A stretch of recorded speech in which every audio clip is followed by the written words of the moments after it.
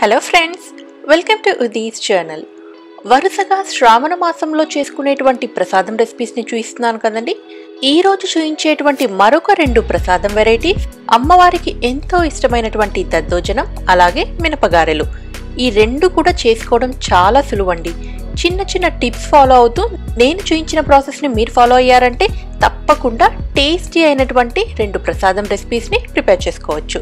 మరెందుకు ఆలస్యం చేయకుండా ఇందులో మొదటిదైనటువంటి మినపగారెల్ని ఎలా ప్రిపేర్ చేసుకోవాలో చూద్దాం. దీనికోసం 1 కప్ ఉద్దిపప్పును తీసుకున్నానండి.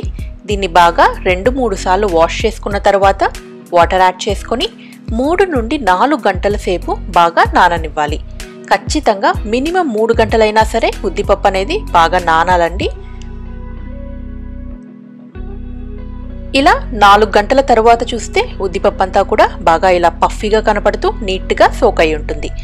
ఈ మినపగారెల్లోకి మంచి టేస్ట్ అండ్ ఫ్లేవర్ని తీసుకురావడానికి గాను నేను ఇక్కడ 3 గ్రీన్ చిల్లీస్, 1 టీ స్పూన్ మిరియాలు, 1 ఇంచ్ జింజర్ని నీట్గా కచ్చాపచ్చాగా గ్రైండ్ చేసుకుంటున్నాను.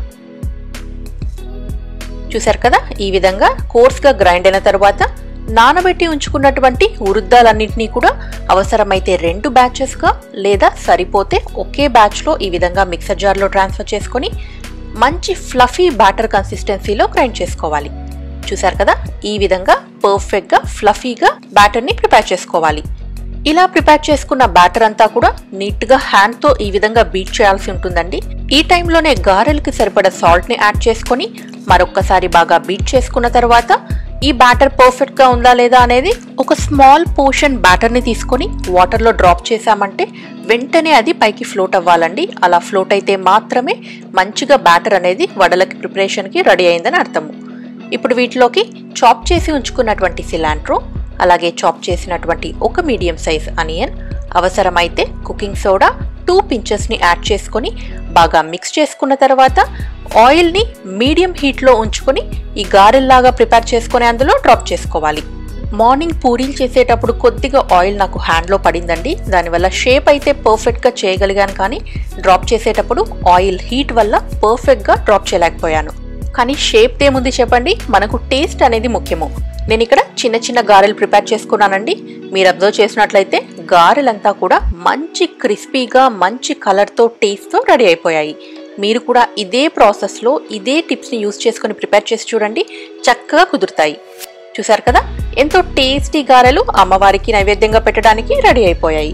మీరు కూడా వీటిని ఒకసారి ట్రై చేసి మీకు ఎలా వచ్చింది అనేది తప్పకుండా నా కమెంట్ సెక్షన్లో మెన్షన్ చేయండి. గారెలకి బ్యాటర్ గ్రైండర్లోనే మనం గ్రైండ్ చేసుకోవాలనేం లేదు కదా, మిక్సర్ జార్లో గ్రైండ్ చేసినా కూడా ఈ విధంగా క్రిస్పీగా మంచి టేస్ట్తో గారెలు అనేది రెడీ అయిపోతాయి. ఇప్పుడు అమ్మవారికి మరొక ప్రీతిప్రాయమైనటువంటి మరొక రెసిపీ దద్దోజనం. అదేనండి, కర్డ్ రైస్ని ఎలా ప్రిపేర్ చేసుకోవాలో ఇప్పుడు చూద్దాం. నేను ఈరోజు టెంపుల్ స్టైల్లో అదే ఫ్లేవర్తో కర్డ్ రైస్ ఎలా ప్రిపేర్ చేసుకోవాలి అనేది చూపించబోతున్నాను. మనం నార్మల్గా ఇంట్లో ప్రిపేర్ చేసుకునే కర్డ్ రైస్కి టెంపుల్లో మనకు సర్వ్ చేసే కర్డ్ రైస్కి చాలా వ్యత్యాసం ఉంటుంది కదండి. అదే టేస్ట్తో అదే ఫ్లేవర్తో ఈరోజు మనం ఇంట్లో కర్డ్ రైస్ని ప్రిపేర్ చేసుకుందాం.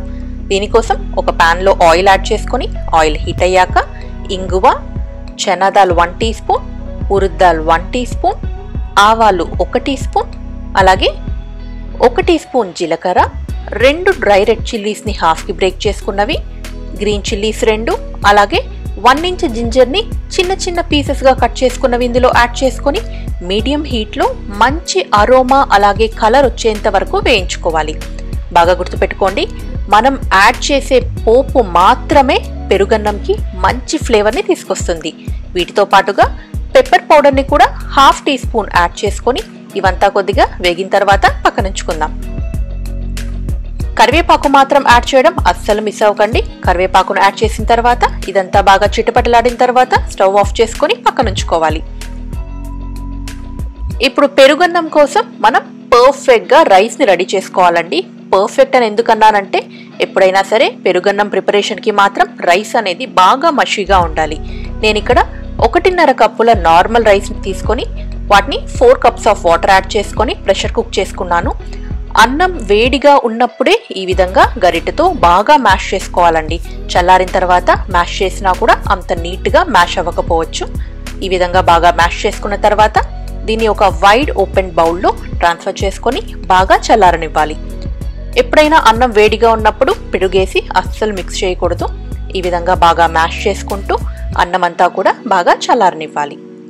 ఇలా చల్లారిన రైస్లోకి చాప్ చేసి ఉంచుకున్నటువంటి సిలాంట్రోని ఈ విధంగా యాడ్ చేసుకొని బాగా మిక్స్ చేసుకోవాలి. ఖచ్చితంగా సిలాంట్రోని యాడ్ చేసుకోండి. టేస్ట్ మీరే అబ్జర్వ్ చేస్తారు, అంత బాగుంటుంది. మరి ఇలా బాగా మిక్స్ చేసిన తర్వాత కాచి చల్లార్చినటువంటి హాఫ్ కప్ మిల్క్ని యాడ్ చేసుకుంటున్నాను. మన అవసరాన్ని బట్టి మిల్క్ అలాగే కర్డ్ని ఎక్కువ తక్కువ చేసుకోవచ్చండి. ఈ విధంగా మిల్క్ని బాగా మిక్స్ చేసిన తర్వాత టోటల్గా నేను 1.25 కప్ కర్డ్ని యూజ్ చేస్తున్నాను. ఫస్ట్ అయితే 1 కప్ యాడ్ చేసేసి బాగా మిక్స్ చేసుకున్న తర్వాత రిమైనింగ్ 1/4 కప్ని యాడ్ చేసుకుంటాను. చూసారు కదా, ఈ విధంగా పెరుగు అలాగే పాలు రెండు కూడా రైస్కి బాగా కోట్ అయిన తర్వాత మనకు ఎంత అవసరపడుతుందని మళ్ళీ తెలుస్తుంది కదండి. దాన్ని బట్టి రిమైనింగ్ కర్డ్ అలాగే మిల్క్ని కూడా మనం కొద్ది కొద్దిగా యాడ్ చేసుకోవచ్చు. ఈ టైంలోనే పెరుగన్నంకి తగినంత సాల్ట్ని కూడా యాడ్ చేసుకొని బాగా కోట్ అయ్యేలాగా జారుడు కన్సిస్టెన్సీలో వచ్చేలాగా ఈ విధంగా మిక్స్ చేసుకోవాలి. బాగా గుర్తుపెట్టుకోండి, ఎప్పుడైనా సరే మనం పెరుగన్నం మిక్స్ చేసిన తర్వాత 1 గంట లేదా 1.5 గంట తర్వాత బాగా థిక్ అయిపోతుందండి. కాబట్టి బాగా జారుడుగా మిక్స్ చేసుకోవాలి. ఇలా మిక్స్ చేసుకున్న తర్వాత మనం ఆల్రెడీ పోపు పెట్టుకున్నాం కదా, ఆ పోపు మిక్స్చర్ అన్నిటినీ కూడా ఇందులో ట్రాన్స్ఫర్ చేసుకొని బాగా మిక్స్ చేసుకున్న తర్వాత మన అమ్మవారికి నైవేద్యంగా సమర్పించవచ్చు. చాలా టేస్టీగా ఉంటుందండి. ఒకసారి మీరు ట్రై చేసి చూడండి. టెంపుల్లో సర్వ్ చేసే పెరుగన్నం లాగే అంత రుచిగా ఉంటుంది. ఈ 2 రెసిపీస్ని ఈ వరలక్ష్మి వ్రతం రోజు మీరు కూడా ట్రై చేసి మీకు ఎలా వచ్చింది అనేది తప్పకుండా నాతో షేర్ చేసుకోండి. ఈ వీడియో మీకు నచ్చినట్లయితే లైక్ చేయండి, షేర్ చేయండి. అలాగే ఎవరైనా ఫస్ట్ టైం మన ఛానల్ని చూస్తున్నట్లయితే తప్పకుండా సబ్స్క్రైబ్ చేసుకోండి. మరొక డెలిషియస్ రెసిపీతో మళ్ళీ కలుద్దాం. అంతవరకు take care and thanks for watching.